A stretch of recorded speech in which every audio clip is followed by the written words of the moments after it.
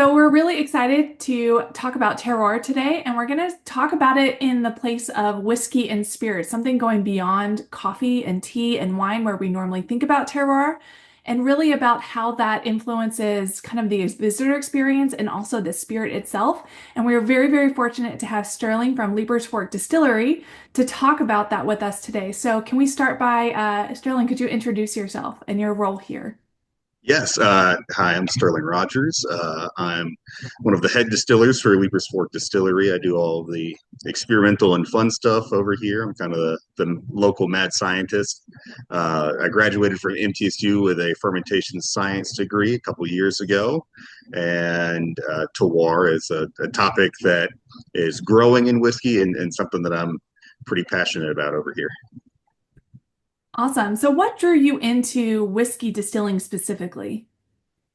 So it was actually my wife that got me into it. She's been in the spirits industry for over a decade now, and just from being around it with her, I you know kept asking questions like, "Oh, well, what makes this product different than that product?" And what's a single barrel of whiskey, and how is that different than you know a just regular blend that you might find on the shelf?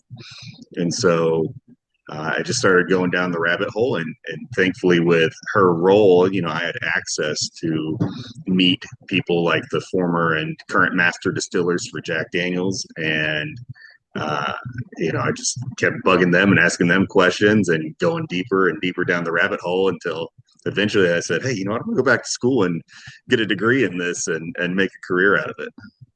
Awesome. So getting into the terroir side, how would you define it, especially as it relates to whiskey? Yeah, so I'd say the kind of definition of it with whiskey is pretty similar to uh, wine, where it is the unique flavor and aroma that is imparted by the local geography and climate, and really just the sense of place that comes from it. And why do you think it mostly is associated with wine? Why hasn't it become more prevalent in the whiskey? A lot of that, I would say, is because um, you know grapes have very particular growing conditions that they like. You can't just start a winery anywhere. You need to have um, you know very specific temperature and humidity and sunlight conditions, uh, and you know people really look for that provenance in wine. They say, "Oh, well, like I like the grapes from this specific vineyard. I like it if it's at this altitude, in this part of the country because it receives this climate." Um, and with grain, grain is grown just about everywhere. Um, and when the farmers sell their grain, it's just sold on the commodity market to where uh, you know, the grain from this farm gets mixed with the grain from that farm in the grain elevator, and it's all mixed together and then shipped out all across the country. So you don't have really the ability to get grain from a specific area or even a specific farm unless you have, a close relationship with a local farmer. So would you say it's generally harder to have terroir in spirits than it is in wine or coffee? Yes, absolutely. So there's a few of the really big major distilleries that are starting to work on it. I think it's Heaven Hill that has a estate grown, whiskey now, where all the grain is grown on their property by them. But even that, it's such a small product compared to their normal production. Uh, with us, we make a point to get all of our grain within 10 miles of our distillery. And we have those, that really close relationship with the farmer who grows it for us. And in fact, our owner grows about half the corn that we use on his personal farm. And so it's really cool to have that. But with most distilleries, you know, they unless they really want to put a lot of effort into, you know, getting those connections and that relationship with a local farmer, chances are, it's going to be significantly easier and cheaper for them to just go to, uh, you know, and buy bulk, you know, grain on the open market, and who knows where that could come from. It could be coming from, Indiana or Kansas or anywhere. Yeah, and that makes sense. I know when you do the Jack Daniel's distillery tour, they are really pushing how important their water source is, and that it comes from all of their whiskey is using the same water source that it used from the original Jack Daniel days, and how the iron is removed and what that means for them. So, in regarding Leiper's Fork Distillery, what elements of terroir do you think matter most to your whiskey? Uh, Definitely, our grain is going to be the biggest part. The water is a little bit exaggerated for most distilleries. So one of the big things that distilleries will do is we'll use reverse osmosis water. So that water is getting, purified. It's removing all the impurities, you know, and then we'll add some minerals back into it afterwards. So that, for the most part, is going to remove any uniqueness of the water source for it. So, and even with Jack Daniels, so they're like, oh yeah, we use the cave spring water. Um, the cave spring water is only used for fermentation. For actual bottling, they're just using regular old Moore County city water that's then going through reverse osmosis. Uh, so, and I don't even think that they could bottle all of their stuff with the cave spring water if they wanted to, just because of the sheer volume that they're producing. So water can be a bit overstated sometimes as far as its importance in whiskey making. Um, but the grain is definitely hugely important for us. Uh, so our rye whiskey has a bit of a cult following where people just really love it. Oftentimes people who they're like, oh, I never drink rye whiskey, I'm just a bourbon drinker, be like, oh, just give our rye whiskey a chance. It doesn't taste like the normal rye whiskey that you're used to, and they'll taste it and be like, oh wow, like this is really good, like I love it.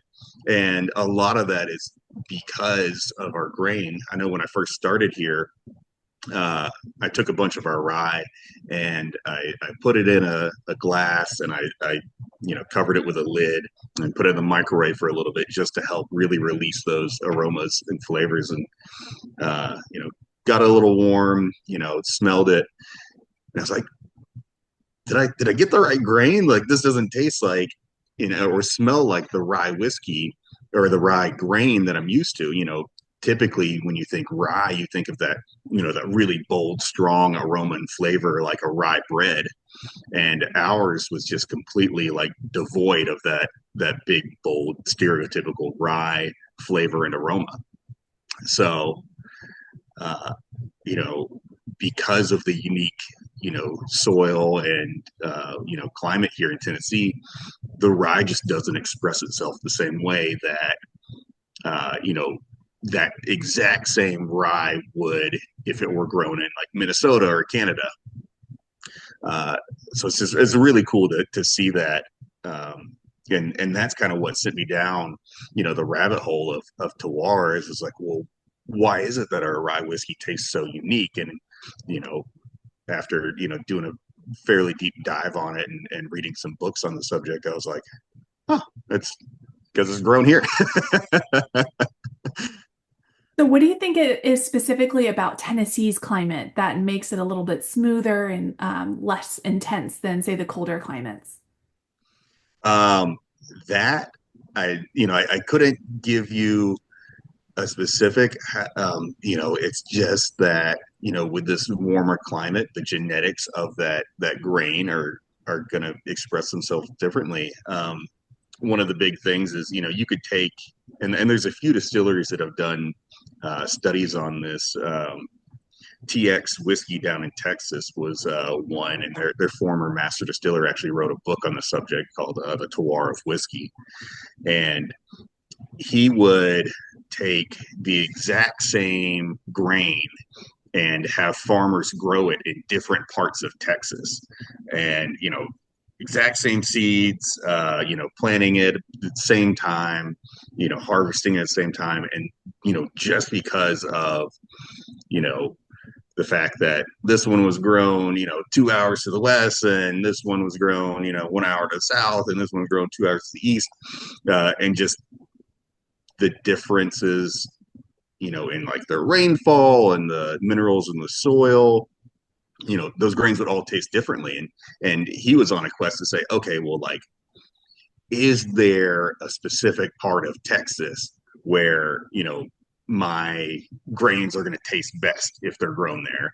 And, he really went down the rabbit hole on that of, okay, well, let's try a few different varieties of corn and, grow it, here, here, and here. And, okay, which one's going to taste the best? And, well, this one tastes better over here, but then this one tastes better over there. And, um, it's really crazy just to see how much of a difference, even just like small changes in the geography can make to the flavor of a grain. And that's something that's been lost to, I'd say the majority of distilleries out there.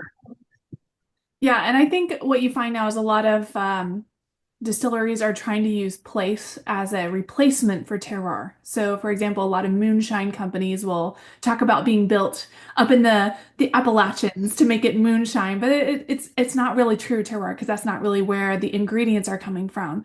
But you guys are Correct. doing that. You're using real grain terroir, the things that are going to have an impact. So, how do you communicate that to the visitor so that they understand the difference with what you're doing versus maybe something that's just more marketing?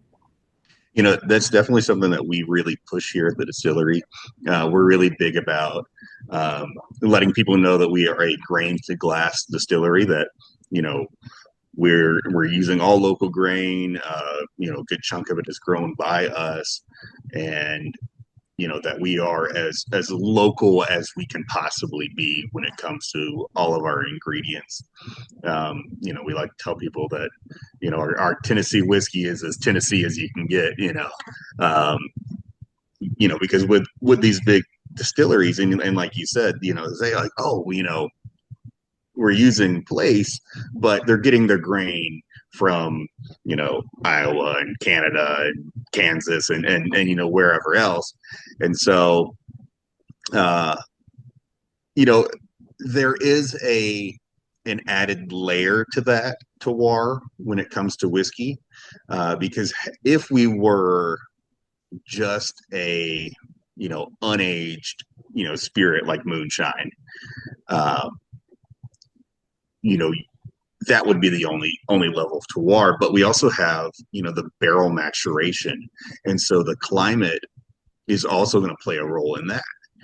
So here in like Kentucky and Tennessee, we have a really nice climate for aging barrels. But if you were to, you know, say take our barrels of whiskey and go age them in Texas or age them in New York, they're going to taste different. Even if uh, it's still made here. Just because Texas is hotter and drier, and New York, it's going to be, you know, cooler. That's going to impact how the whiskey interacts with the wood of those barrels. And so you're going to get wildly different, uh, results from your barrel maturation.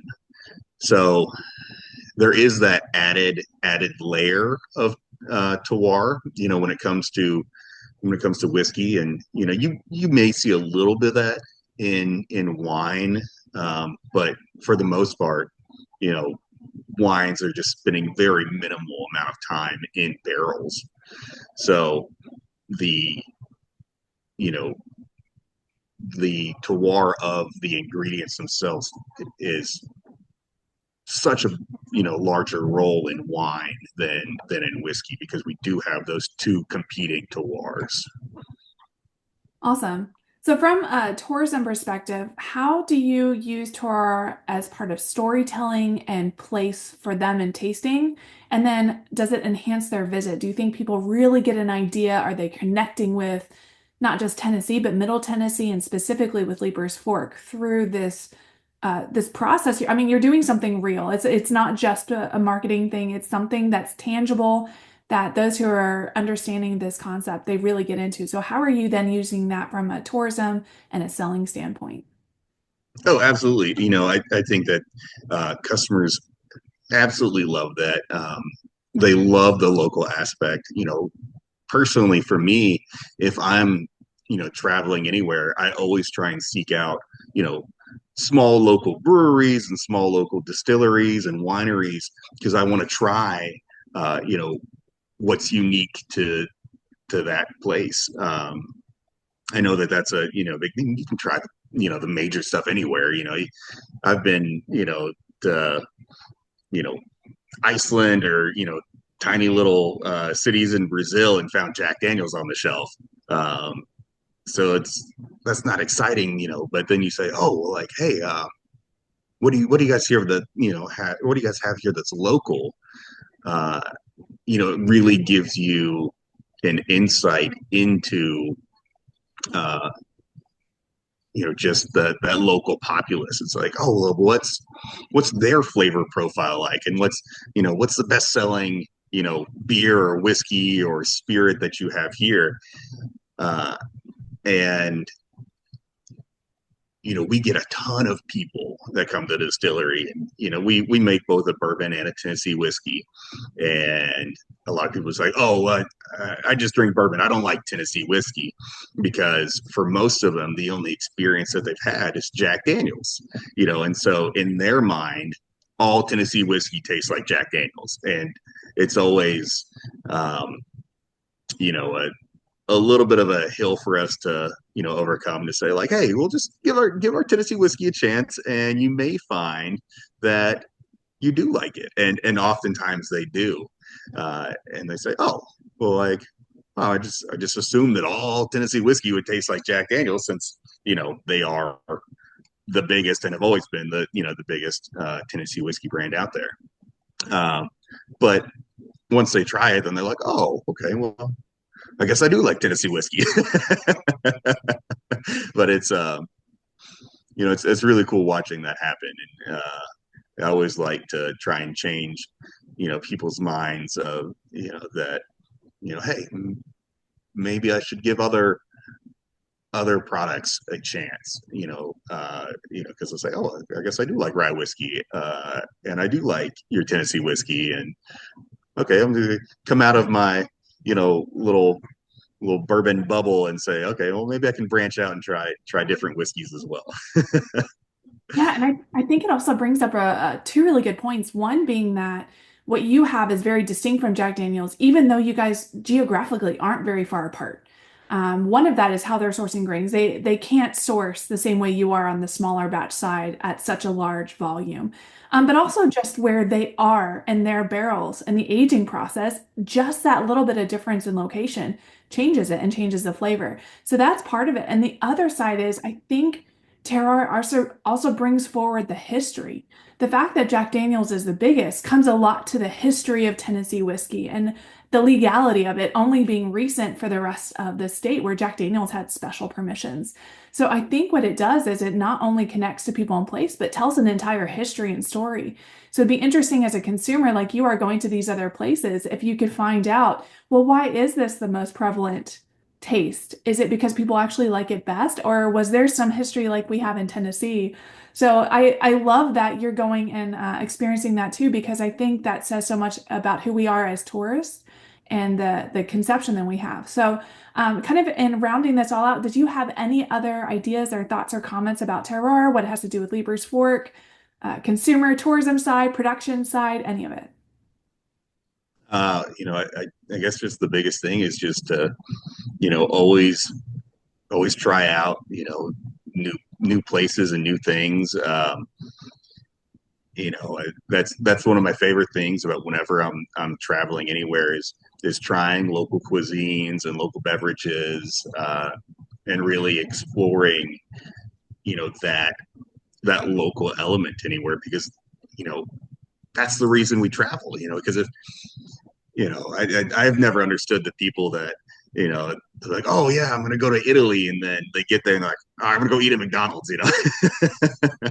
uh, I think that the unique, um, food and beverage part of tourism is what really makes tourism, and it adds that spice to life. Um, and who knows, what you're going to find and what you're going to end up loving. So I think that's just the biggest thing, for me is, I love Tennessee whiskey. I love making Tennessee whiskey, but this summer I'm going to end up going to Scotland, and I can't wait to try out all the unique whiskeys that they have over there. So I hey, love. always try new things. Yes. Well, that is a perfect note to end on. So thank you so much for Sterling for talking to us and telling us about the distinct element of terroir that can be in spirits too, because it's something that gets overlooked too often. So thank you so much. Thanks for having me.